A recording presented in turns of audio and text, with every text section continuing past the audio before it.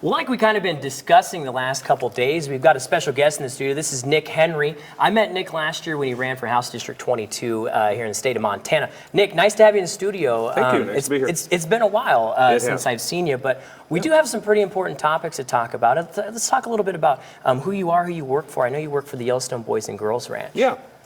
Well, I got into youth mental health about 10 years ago. Worked for an organization here in town that's statewide. Ended up going to Child and Family Service for a few years. I keep finding myself sort of rolling back into this line of work. So now I'm, of course, with the Yellowstone Boys and Girls Ranch, and a lot of folks don't realize they're not just primarily in Billings at the facility there. There's community-based services around the state.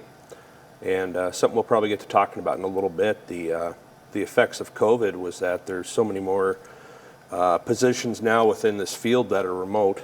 And so much can be done on the internet that we never really thought possible a few years back. So that is what I do. So I have a number of kids around the state that I work with as a case manager and try to get them wrapped up with all the services that they need to be successful. Very nice. So, Yeah. Why is advocating for mental health so personal for you? Oh gosh. Well, I guess you could say a few years back after a stint with Child and Family Service. Certainly no critique on them by any means, but I started suffering from what some would call either secondary trauma or compassion fatigue, where I just felt like myself was almost traumatized by the things that kiddos, will go through. And you guys even had a special this morning about human trafficking, and I had actually read about her earlier, and her experiences as a youth, the things that kind of led her into these predicaments, where she got into it, are very, you'd be surprised how similar they are to so many kids around the state. And you can almost kind of see it as, you can almost kind of see it before it happens, and you want to be able to get a hold on it. Now, even though youth mental health is what my field is, I think that mental health in general is so important, especially here in Montana. If nothing else, to curb some of those horrible stories we see on the news consistently. Definitely. Where we don't want to, there's always the debate about what is to be blamed in a school shooting, and it always seems to roll back to mental health. And I feel like if we took that more seriously as a community and society, we'd alleviate a lot of the other ailments that we deal with. Well, we're going to get into that more. We're going to take a quick break here, and we'll talk to Nick a little bit more about the state of mental health here in Montana. We'll be right back. Well, welcome back. We've got Nick Henry here in the studio. He's a mental health activist here in our community and here in the state of Montana in general, just in the nation. But Nick, I mean, Montana unfortunately has the unfortunate title of being one of the leaders in suicide in the country. I mean, what is really the state of mental health here in the state of Montana? Well, honestly, I think you could either say before COVID and after COVID when you talk about such things. And we'll talk about what happened at the state legislature this year, which was actually quite promising and very good. But a lot of funding was cut in 2017, and of course we had COVID that reared its ugly head a few years after that. Montana, I mean, traditionally, people here are very proud to be self-reliant, handle problems on their own, and that oftentimes translates to people not really willing to reach out for help that they might normally, that they probably should reach out for. There's still that stigma attached to mental health in general. I think the stigma behind it is starting to ease up a little bit. People realize that mental health is really no different than physical health. Everyone knows you got to visit your doctor at least once a year. One of the issues too with Montana is we're a very rural state. And again, before COVID, we never thought of really doing therapy and counseling with telehealth online.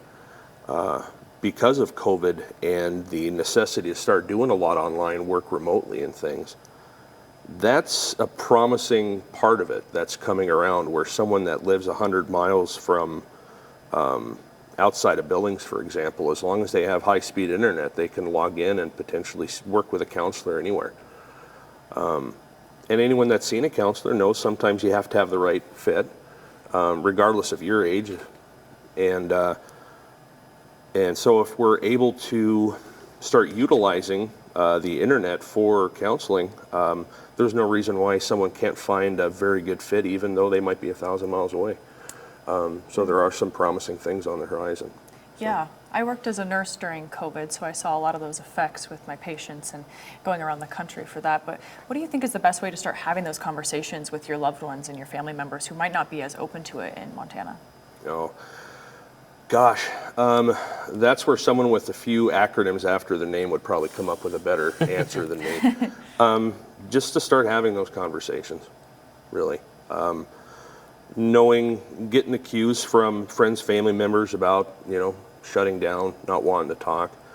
And one of the pits that we do fall into is that suicide, for obvious reasons, and depression tends to be one of the more visual parts of mental illness. But the entire gamut of it between, anger issues, social anxiety, they all play into it, and they all affect all of us. And at the end of the day, essentially, you have to remind yourself of that old saying that everyone is fighting a private battle that you know nothing about.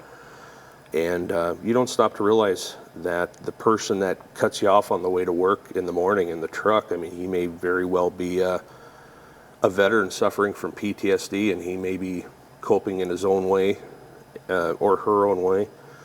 And Well, you did kind of touch on what you wanted to talk about with some of the stuff that happened in the legislature, where there's some funding Sure. going in places that are positive. You talk a little bit about that before we run out of time here. Sure, absolutely. Well, the big one, I think, was House Bill 872, which Governor Gianforte signed, and I think people need to give credit where credit is due. It was a bipartisan bill which threw about $300 million into the mental health system in Montana. There were other bills that popped up as well. There's more funding for youth suicide prevention. I think we're starting to take mental health a little more seriously in Montana. I think really the thing that could even get better is organizations to start locking arms and working together and realizing, especially in youth mental health, that we can all play in the sandbox together, that a organization that comes in and starts working with a kiddo doesn't necessarily have to monopolize every service, that we can find a way to work together. And ultimately, when we talk about the boots on the ground in residential facilities, the pay is pretty rough. And if you got a ratio of 6 kids to 1 worker and that worker makes $12 an hour, you really want to get some more quality workers in there. So there's things that can be done. Definitely. And Things you've can got get an better. event coming up here in the next 2 weeks that you want to talk about that you're planning. Talk a little bit about that before we have to kind Sure. of say goodbye here. Absolutely. So in lieu of the Out of the Shadow Walk that was canceled in the area, I wanted to throw something up really quick just to let the community know how important this is and how everyone is affected by it. So many groups are affected by it. It's going to be on September 12th, 7 o'clock to 8 o'clock in front of the federal courthouse by the West Central Bridge. Get together, few words, introductions. If we're able to find someone there that would like to say a few words to the crowd, terrific. But really, I would like to see a diverse group of people there that understand that this is one thing that we all have in common, and standing together for the better.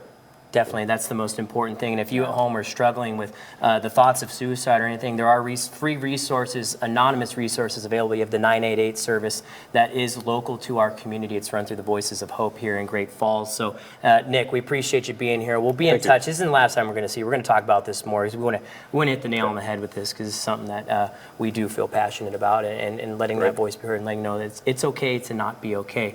Maggie's going to give you a full check of that forecast when we come back. Thanks, Nick. You bet. Thank you.